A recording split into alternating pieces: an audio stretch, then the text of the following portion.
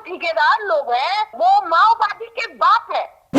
एक पत्रकार होने के नाते मैं ये भी कहूंगी कि ये बहुत ही मार्मिक घटना है और ऐसे लोगों पर संपत्ति जब्त तो दूर की बात है, इन पर तुरंत इनको फास्ट एक्ट के तहत फांसी देनी चाहिए। उनकी जो बॉडी है एक ठेकेदार की संपत्ति पर बने सेप्टिक टैंक में मिली। इन्हीं के कारण कई सीआरपीएफ जवान को नक्सलियों के चंगुल से बाहर निकाला गया था, लेकिन ये पत्रकार खुद को नहीं बचा सका। बस्तर जंक्शन के पत्रकार थे, ये बहुत ईमानदार थे। जो ठेकेदार है उनकी संपत्ति जब्त होनी चाहिए।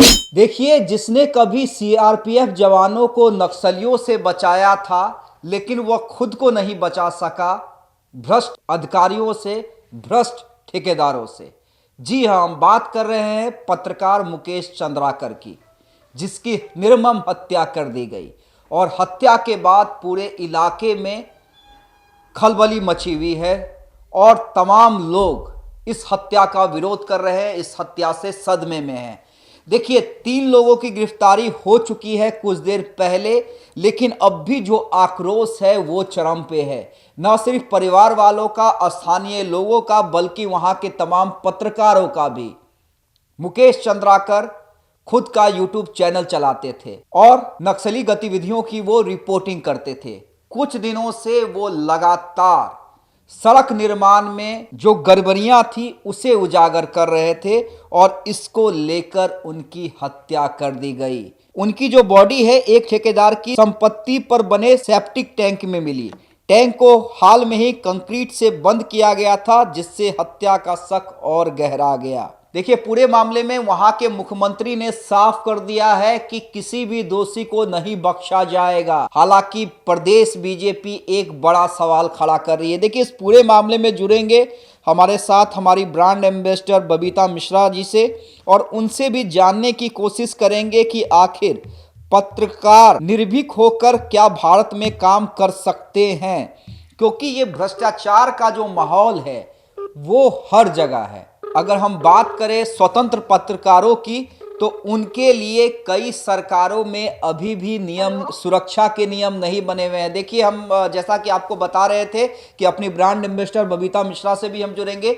बबीता जी, जिस तरह से मुकेश चंद्राकर का मामला सामने आया है, उनकी हत्या हुई है और हम लोग दर्शकों को बता रहे थे कि 2021 में इन्हीं के कारण कई सीआरपीएफ जवान को नक्सलियों के चंगुल से बाहर निकाला गया था, लेकिन ये पत्रकार खुद को नहीं बचा सका भ्रष्ट ठेकेदारों से।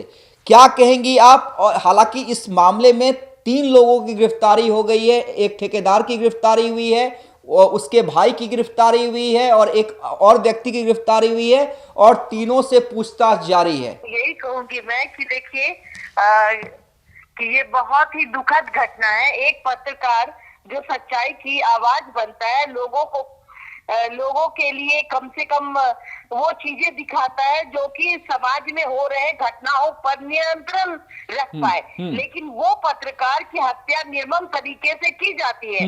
यही प्रॉब्लम है हमारे सिस्टम में। कहीं ना कहीं पत्रकारों के लिए पत्रकार दुनिया की आवाज बनते हैं और पत्रकार के लिए कोई आवाज नहीं बनता है। अब कहीं ना कहीं आप ये चीजों को आप देखिए, ये तरीके से नक्सल क्षेत्र में ये मतलब बेधड़क जाकर इंटरव्यू करते हैं नक्सलियों का, माओवादियों का, और जब सरकार को जरूरत पड़ी पुलिस को, तो वहां से उस पत्रकार ने अपनी जाबाजी दिखाई और उन माओवादियों के चंगुलों से उनको बाहर निकाला था। बिल्कुल।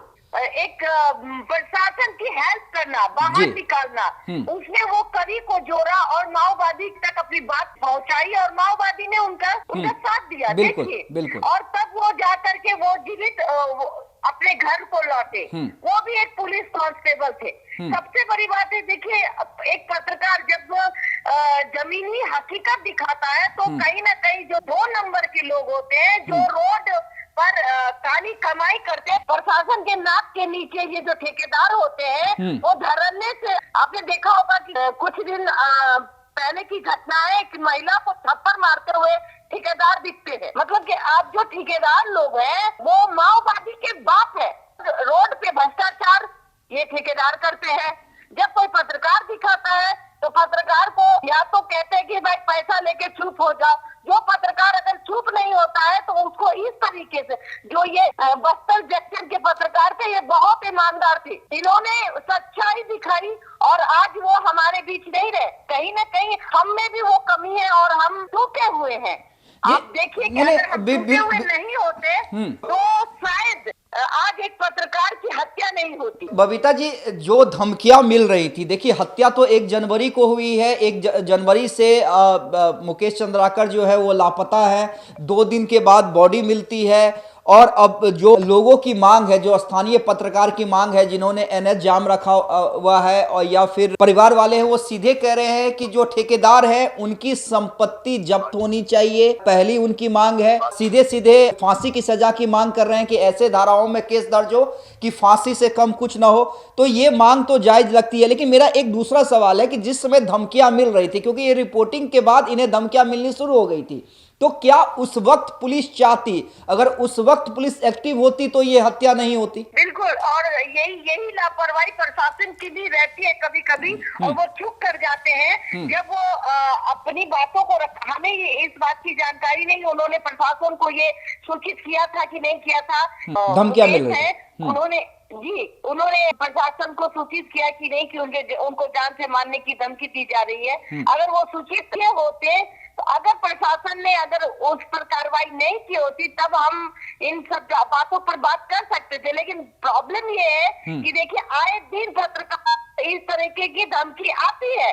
जब हम ऐसे न्यूज दिखाते हैं, हम रोड में हो रहे भ्रष्टाचार पर जब न्यूज बनाते हैं, तो ये जो इलीगल काम करने वाले ठेकेदार है, जो अपने आप को बाप समझते हैं, ये लोग फोन करते हैं, उठा लेंगे, मार देंगे। मतलब कि आप गलती करें, आप राजस्व का नुकसान करें, और अगर एक पत्रकार ने सच्चाई दिखाई तो आप उसकी हत्या तक। और आपने कहा कि इनकी संपत्ति जब्त नहीं, एक परिवार, एक बेटा के साथ साथ पूरा मुखिया जाता है गांव का।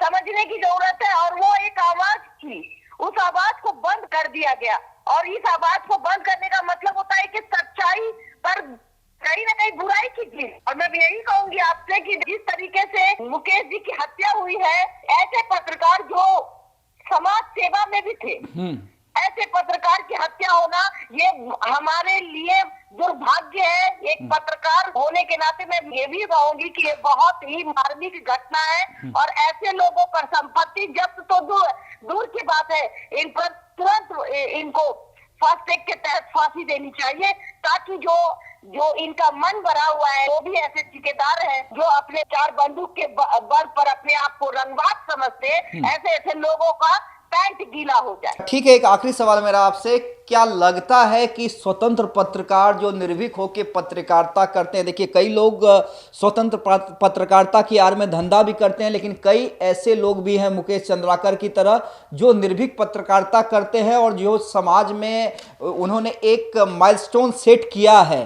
चाहे हम जो 2021 की बात कर रहे हैं कि जब सीआरपीएफ जवान को माओवादियों के चंगुल से, तो उसके लिए अभी भी कई जगह हमने देखा है कि राज्य सरकारों के पास स्वतंत्र पत्रकारों के लिए कोई योजना नहीं है, चाहे उनकी सुरक्षा की या उनके फैमिली प्लानिंग की, जो लगता है कि अब स्वतंत्र पत्रकारों को भी इंक्लूड करना चाहिए राज्य सरकारों को। बिल्कुल, अगर एक पत्रकार अपना घर छोड़ करके समाज के लिए हो रहे घटनाओं की बात करता है, तो हमें भी प्रोटेक्शन मिलना चाहिए, हमें भी उस लेवल तक रखना चाहिए कि अगर हमें कोई फोन करे तो उन पे कार्रवाई हो।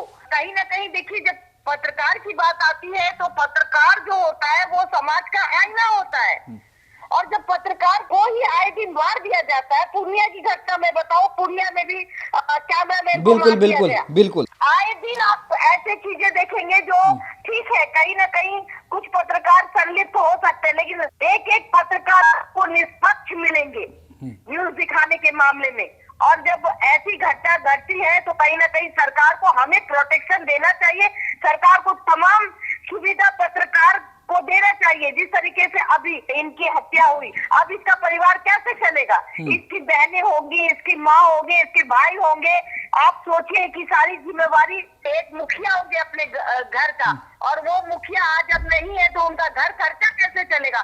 सरकार ने इनको मुआवजा दे, और ऐसे हर पत्रकार को कहीं ना कहीं एक मुआवजे के तौर पे उनके परिवार की सुरक्षा के साथ साथ घर का खर्चा चलाने तक, परिवार सरकार जिम्मेवार होगी। हम दिखाते हैं तभी पता चलता है कि घटना घटी है, वरना आए दिन आपको सड़क पे कोई मार के चला जाएगा, आप उसकी न्यूज नहीं बनाओगे तो वो नहीं दिखेगी प्रशासन तक। बिल्कुल बिल्कुल। चलिए बबीता जी, बहुत बहुत शुक्रिया हमारे साथ जुड़ने के लिए। तो देखिए बिल्कुल सही है कि फास्ट ट्रैक के तहत कार्रवाई होनी चाहिए। और मैं देखिए एक और पॉइंट आउट करना चाहता हूं।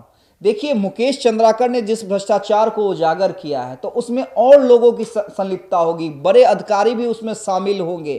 तभी लगातार जो एक पत्रकार को दिख गया, वो अधिकारियों को क्यों नहीं दिख रहा था भाई? नेताओं और जो मंत्री जो बैठे हुए हैं उन्हें क्यों नहीं दिख रहा था? तो उन लोगों को भी चिन्हित कर उन लोग पे भी अगर कार्रवाई होगी, तभी जाकर मुकेश चंद्राकर को सच्ची श्रद्धांजलि मिलेगी। बहुत बहुत धन्यवाद।